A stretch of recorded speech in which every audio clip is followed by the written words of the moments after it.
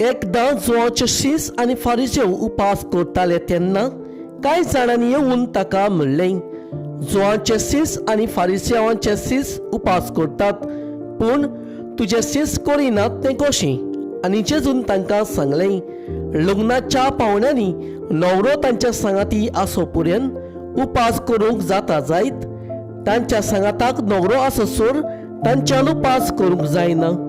पूण न्हवऱ्याक तांचे मदलो काडून व्हरचो वेळ पावतलो आनी तेन्ना तो दीस येतोच ते उपास करतले. पोरण्या वस्त्रांक कोणूय आंगवल्या नासलेल्यांक नव्या लुगटाचो कोपो मारीत जाल्यार नवो कोपो पोरण्या वस्त्रांचे सुतां ओडून भायर सोदता आनी फालो अदीक व्हडलो जाता.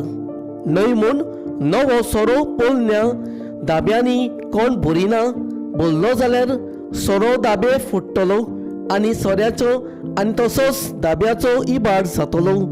ना, नव्या सोऱ्याक नवे दाबे.